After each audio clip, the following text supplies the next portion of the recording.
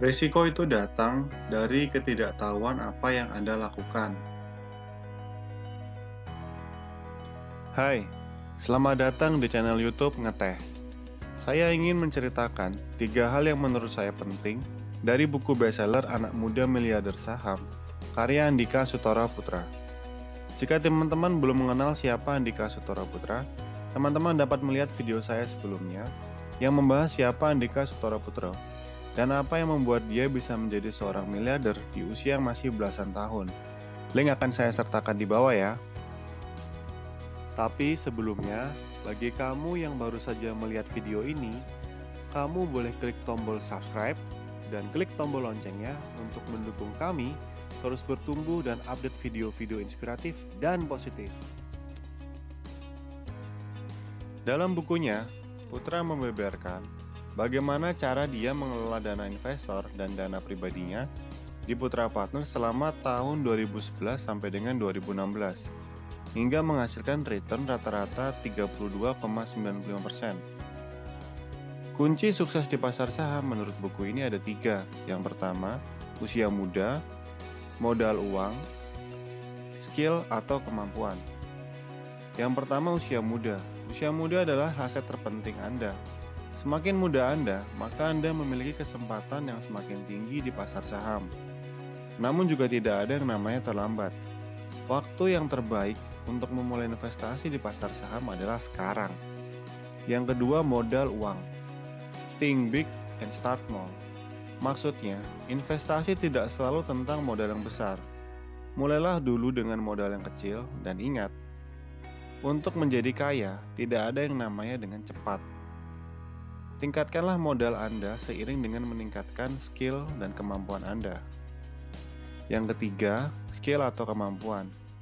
Fokus untuk menumbuhkan dan menguasai skill terlebih dahulu. Investasikan uang Anda untuk pendidikan, seperti membeli buku investasi, seminar, atau mentoring dari orang yang sudah sukses. Hingga Anda menguasai skill secara mendalam. Mentor merupakan salah satu faktor penting dalam kesuksesan peningkatan kemampuan Anda. Yang pertama, modal uang. Dalam bukunya, Putra menjelaskan bahwa kesuksesan terbesar Putra bukanlah dari investasi saham, melainkan komitmen money management. Bagi Putra, menjadi kaya itu hal yang mudah, tetapi bertahan selamanya dengan kekayaan tersebut itu yang tidak mudah. Banyak artis terkenal yang menjadi kaya raya di masa jayanya, dan jatuh miskin dengan penuh hutang saat karirnya meredup, seperti contoh Mike Tyson, Michael Jackson, Lee Hendrix, dan banyak lainnya.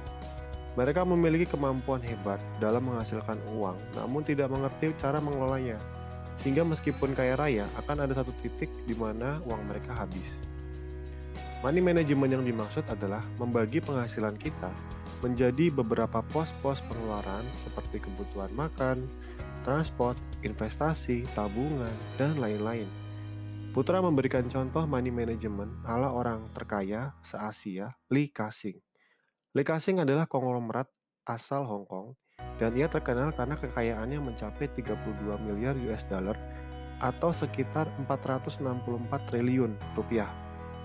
Lee Ka-shing juga adalah seorang yang dermawan, sehingga ia pernah dinobatkan menjadi Asia's Most Powerful Man oleh Asian Week atau orang paling berpengaruh di Asia pada tahun 2001. Money management ala Lee Ka-shing terbagi menjadi 5. Yang pertama, living expense. Yang kedua, making friends. Yang ketiga, learn atau education. Yang keempat, overseas holiday. Dan yang terakhir, investment. Jika kita asumsikan kita memiliki 5 juta sebagai income dan mencoba membagikan berdasarkan money management ala Lee Ka-shing. Yang pertama, living expense itu 30%, yakni kebutuhan hidup sehari-hari.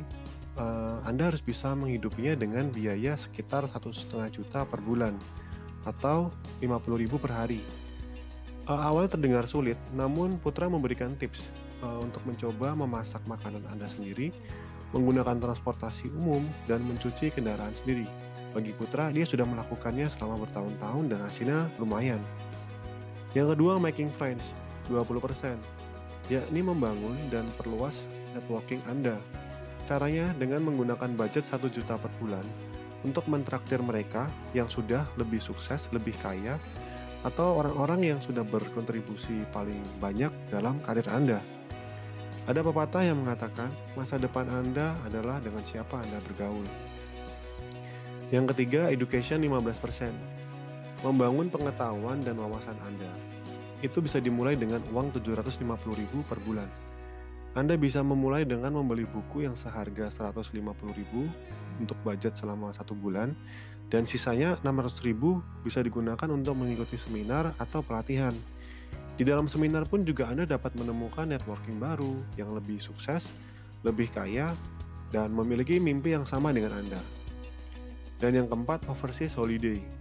Liburan merupakan hal yang penting untuk memberikan energi baru dan untuk dapat kamu bertumbuh lebih besar dan memberikan pengalaman hidup yang berharga dengan budget sekitar 500.000 per bulan. Anda bisa memulai dengan mencari tiket promo jauh-jauh hari, jadwalkan keberangkatan di hari yang tidak libur, dan cari penginapan murah. Yang terakhir adalah investment 25%. Bagian ini yang sangat penting.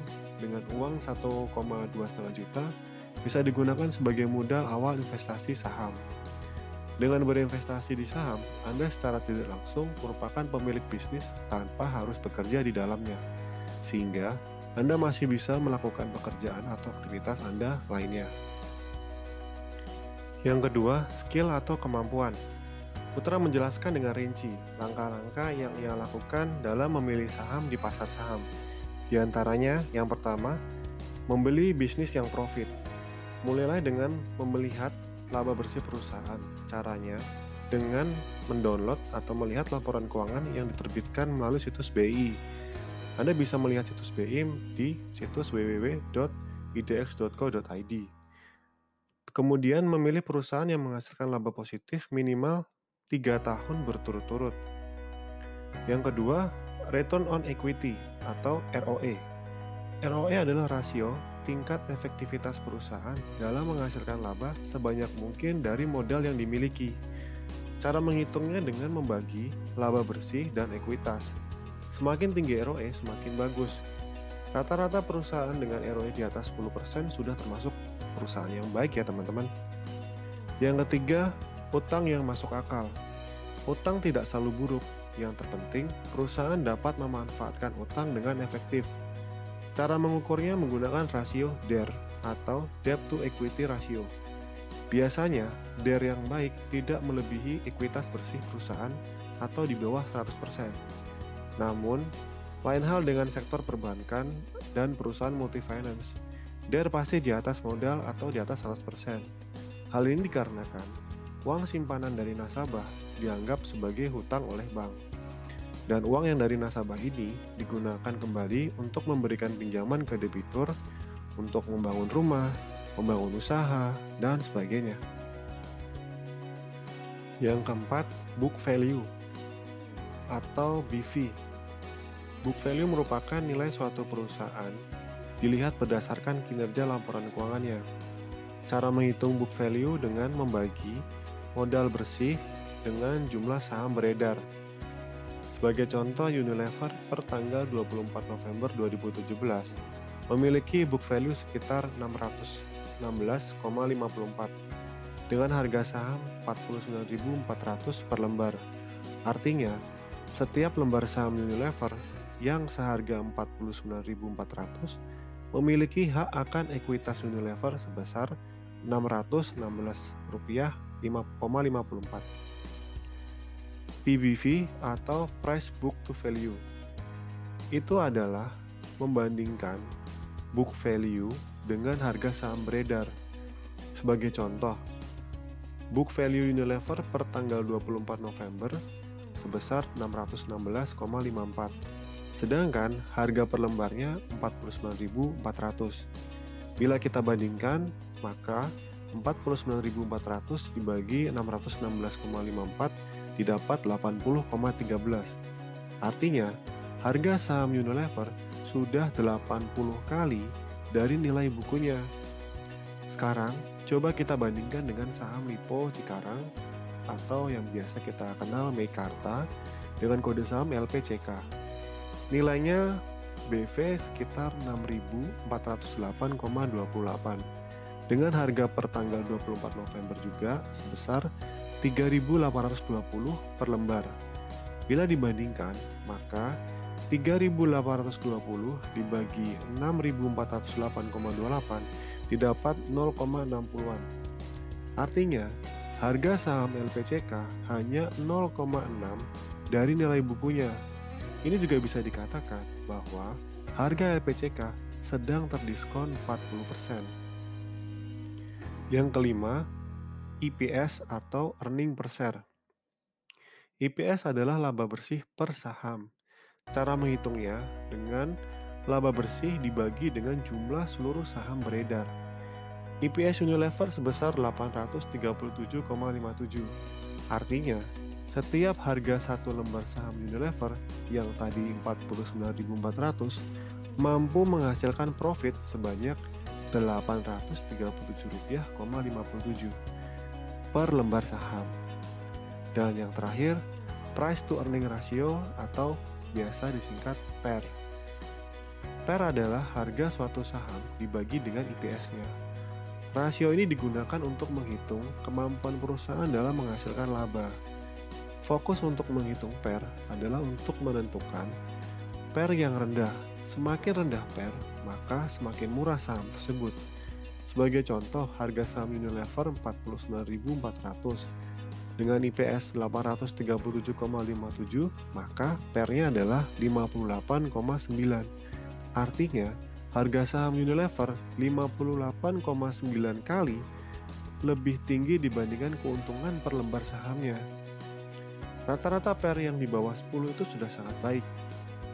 Untuk mengetahui secara persis, kita perlu membandingkan PER beberapa perusahaan dengan industri yang sama. Misalkan kamu ingin mencari yang di bank, maka bandingkan beberapa perusahaan dan lihat PER-nya. Rata-rata PER berapa dan pilihlah PER yang paling rendah.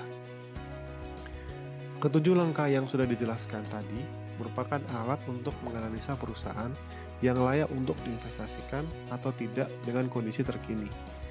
Analisa yang baik harus melihat masa lalu, masa kini, dan masa depan atau prospek perusahaan 2-3 tahun mendatang.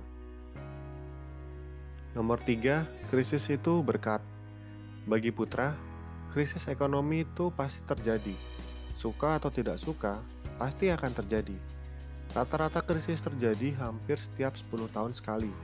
Dari tahun 1987, Black Monday, kemudian krisis moneter di tahun 1997 sampai dengan 1998, di mana nilai tukar rupiah terdevaluasi hingga 90%, dan inflasi mencapai 78%. Kemudian krisis ekonomi di tahun 2008. Krisis memang membawa ketakutan dan memberikan dampak negatif bagi banyak orang. Kemudian, apa sih peluang ketika krisis terjadi? Pasar saham rontok. Harga saham terdiskon sangat bawah. Rata-rata saham perusahaan akan mengalami penurunan yang sangat-sangat parah. Akibatnya, saham-saham yang memiliki kualitas bagus, harganya akan sangat murah. Bahkan, jauh lebih murah dari harga wajarnya. Jadi, di titik inilah kesempatan kita, para investor, membeli saham-saham mutiara yang berharga dengan diskon yang besar-besaran. Rata-rata investor saham yang kaya raya justru mengumpulkan kekayaan terbesarnya setelah krisis terjadi. Jadi, setiap krisis yang terjadi ada juga sisi positif atau peluang. Putra memberikan contoh dalam bukunya beberapa perusahaan yang mengalami peningkatan sangat signifikan 5 tahun pasca krisis tahun 2008. Yang pertama ada Cepin, naik hingga 6.700%. LPCK, naik hingga 5.400%. MNCN, naik hingga 3.000%. MAPI, naik hingga 3.000%. Dan ASRI, naik hingga 2.000%. Jadilah takut ketika semua orang serakah, dan jadilah serakah ketika semua orang takut. Jika kamu suka dengan video ini, kamu bisa memberikan like dan komen di bawah mau video tentang hal inspiratif apa yang akan saya bahas. Share juga agar orang-orang terdekatmu juga bisa bersama-sama bertumbuh positif. Saya Willy dari Ngeteh, sampai jumpa.